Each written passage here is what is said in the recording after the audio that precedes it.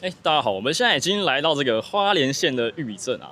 那我们看这张地图呢，可以发现呢，玉里它是位在这个花东纵谷比较中间的部分。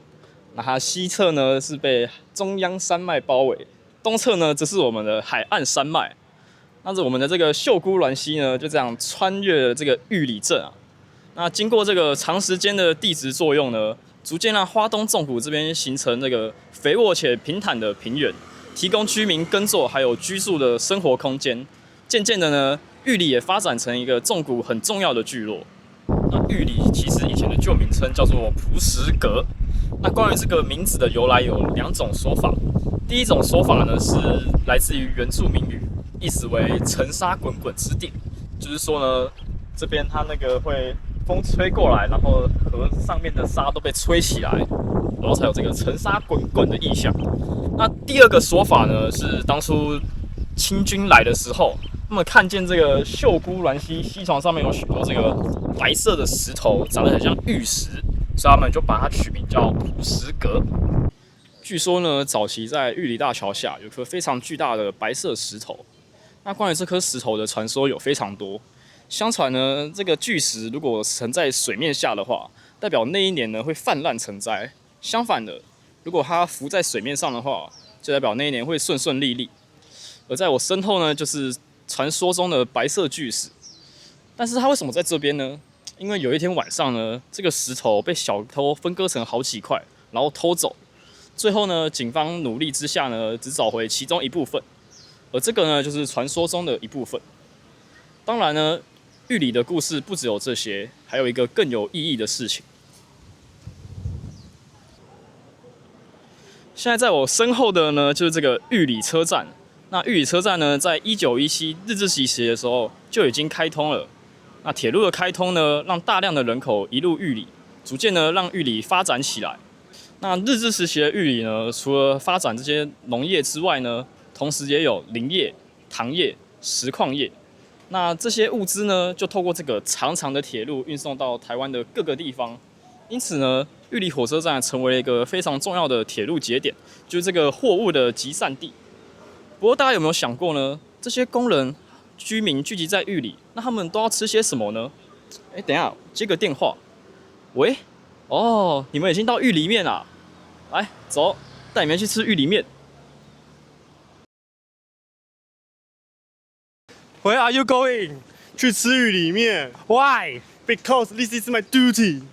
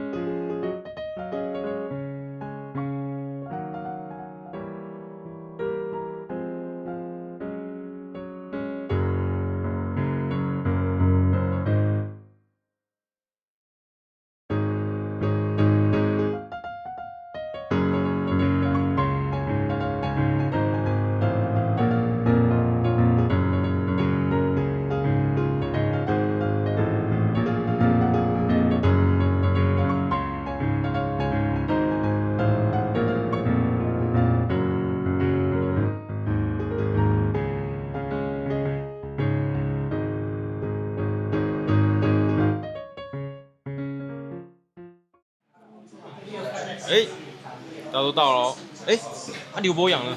知道啊，靠腰啊，他人怎么不见了？怎么还没来？在外面，在外面。哦，来了，对，全员到齐。说到玉里著名的小吃，那当然是我们的玉里面。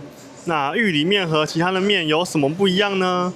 关键在于制作的方法。一般油面煮熟后会浸泡冷水来降温，而玉里面则是煮熟后直接用电风扇吹凉，并用手工翻搅，一边翻搅一边拌油。这种做法能牢牢地锁住面条的水分，呈现出 Q 中带脆、饱含嚼劲的独特风味。而它的经典配方，无论干面还是湿面，最传统的基底都是由大豆熬制的浓郁高汤，加上油葱、韭菜、豆芽菜以及最重要的3片滚水穿烫过的瘦肉猪片。为什么玉里会有玉里面呢？相传在日治时代，当时来玉里，也就是那时候的蒲石哥来这里发展的日本人非常喜欢吃拉面，便将面食带进了这个花莲南部的村庄。而到了战后呢，一位民国来的福建制面师傅随军队来玉里摆摊，他结合当时福州传统的制面技术与当地的气候条件，研制出了一种外形与台湾油面类似，但口感截然不同的大面。而玉里面这个名字之所以在全台湾打响号召，这都得归功于人口外移。许多从玉里北上或外移打拼的乡亲，在外地吃遍了各种面，却始终找不到家乡那种 Q 中带脆、充满油葱与大骨香气的独特味道。每当他们回到玉里，第一件事就是冲去面摊大吃一顿。这顿强烈的家乡味随口耳相传，甚至吸引许多出外游子在台北、高雄等地挂起玉里面的招牌，进而让花莲县政府在2013年正式举办玉里面节，将这款原本属于劳工的平民小吃推上国家级的地方美食观光的舞台。我们吃完了玉里面之后呢，我们就散步来到了我们的这个蒲石艺术馆。那蒲石艺术馆呢，位于玉里的旧玉里国小。那这边有附近很多吃的小吃，像是玉里臭豆腐，跟像我们刚刚吃的玉里面。那这边也开很多间。那如果说吃饱了之后呢，就可以来蒲石艺术馆。好，那我现在就带你们上去看看。OK， 我们现在来到了蒲石艺术馆的2楼，那我就带你们进去看看里面有什么东西。那不能抽烟。这个怎么长得这么特别啊？好像是用石头去拼出来的。没错，这就是玉里当地的特色。它是一个这边蛮特殊的一个作品，它叫做蒲石画。那蒲石画呢？要回顾到1970年代末，那时候玉里高中的实工科奉当时的省政府去推动所谓的乡土教学。那它这个乡土教学就是学校会带着他们应用片状石材当做蒲石画的画作素材。那在建构各校教学特色的前提下，也就开始驱使了专业任课老师教做石画的动念。那就此开启了蒲石画的生命故事。那在这过程之中，曾经遭遇了无数转折，所幸在1999年之后，开始受到了地方公部门的重视，那就开始逐渐有了新的舞台，让原本只在校园发展的技艺，首度流传到社区，并在社区埋下种子。好，那我们就来看这幅蒲石画。那蒲石画呢，顾名思义，就是用在地的石头所经过加工，或者是可能染色，然后最后再进行粘贴排列的方式，来完成这幅美丽的蒲石画作品。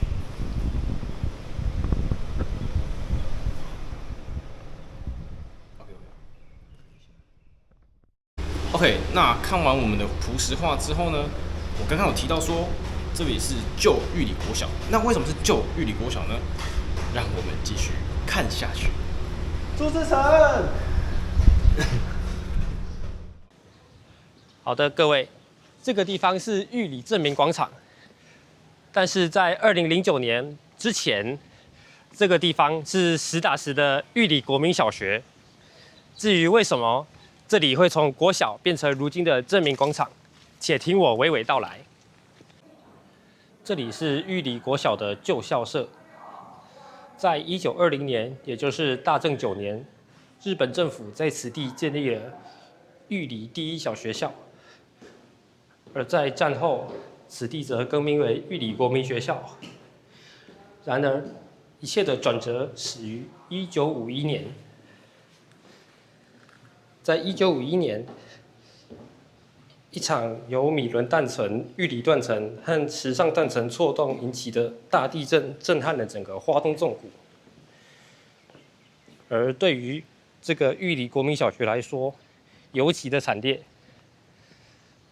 当时据说玉里断层切开了此处的操场与穿堂，留下了整整30到40公分的裂痕。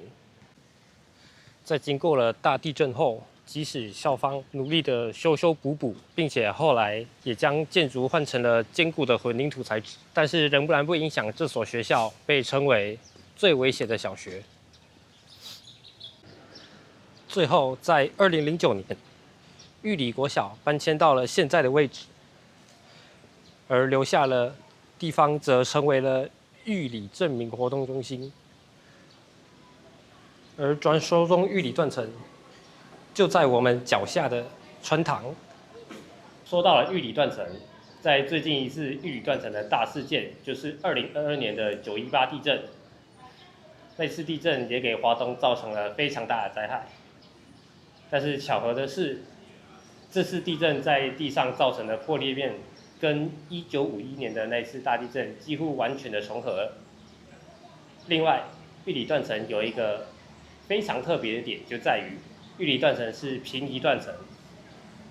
在台湾大部分的断层几乎都是逆断层，也就是2块板块互相挤压而造成的起伏，或者向下，或者两边的互相交叠。然而，平移断层的特别之处就在于是2块板块间平行的移动，可能是一边向前一边向后，或者一边向后一边向前的关系。而这就是玉里断层最特别的地方。废话那么多，一起来吃玉里羊羹。对了，说到玉里羊羹，早在日治时期1905年的时候，随着铁道与林业进入重谷，为了给劳动者提供体力，这道甜度超标的甜点便被引入了玉里。而虽然如今为了迎合大众的口味，削减了甜度，但玉里羊羹的特别之处本就不在它的甜，而在于它所使用的秀姑峦溪的清澈的水。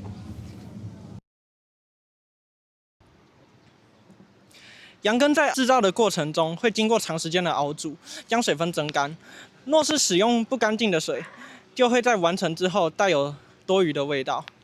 而相比于日本的羊羹师傅，在地的原住民以及溪里的生物必然对水质的重要性更为清楚。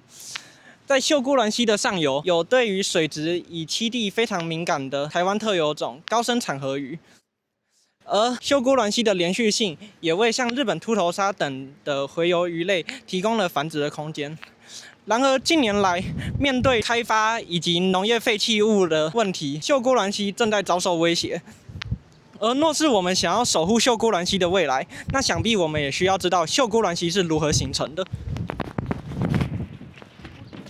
好，3位同学呢讲完了秀姑峦溪的生态，现在我来讲秀姑峦溪的前世今生。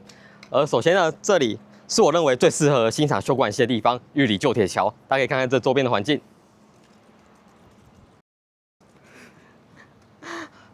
好，秀姑峦溪呢，在很久以前是属于古花莲溪的一部分，然后在数万年前，在海岸山脉东侧的奇美溪，它在逐渐的向原侵蚀，最终呢，它切穿了海岸山脉与古花莲溪相连。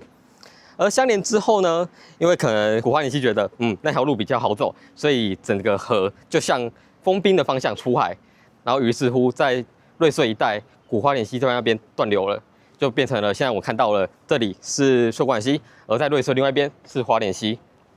秀姑峦溪分开了玉里的东岸和西岸，而在西岸那边就是我们熟悉的玉里市，而在东边的话就是我们喜欢泡温泉的安通。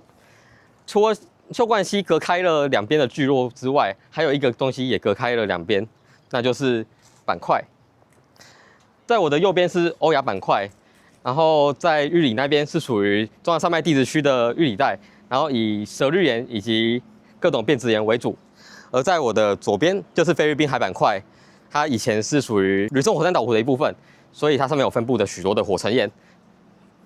而这两边的岩石呢，最终会随着两边的溪流共同带到秀姑峦溪里，于是就变成了当地人在做石材艺术的素材来源。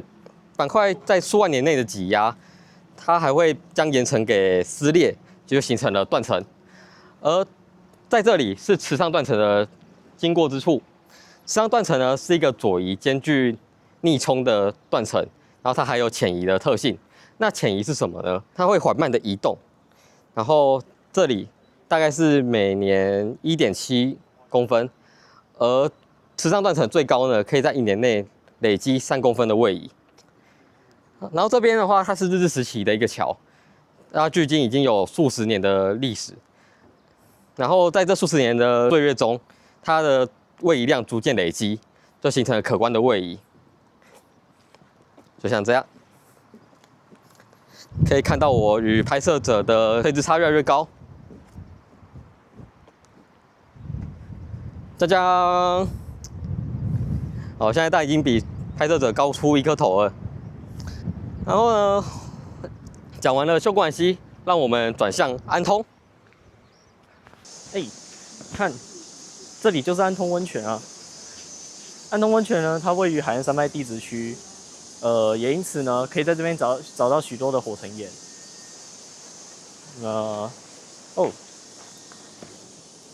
看这里刚好就有一颗，这是安山岩，你可以在上面看到它的斑晶。那么为什么安通温泉会在这里形成呢？温泉要形成的条件有3个，第一个是水，第二个是通道，第3个是热。那么，我看那边刚好是地极层，那一边呢是大港口层。那么这个地方刚好就是这2个地层的交界，也因此呢形成了通道，让温泉呢可以从地底上面窜上来。安通温泉呢是属于氯化物的硫酸盐泉，所以呢可以在这边闻到跟阳明山一样的硫磺味。安通温泉最早是在1904年由日本的一个采樟脑工人发现的，在当时呢并没有过多的关注，直到1930年的时候呢，日本的警察进驻这里，设立了日本警察招待所，才开辟了安通温泉，把它改变成公共浴场。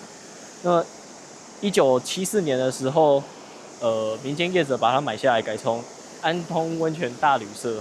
但是呢，还是保留了原本旅社上面的玉里温泉的一个牌匾。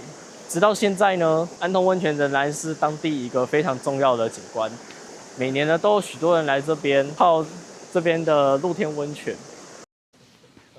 累死了，拍了整天。那我们最后一站，我们来吃个拉面吧。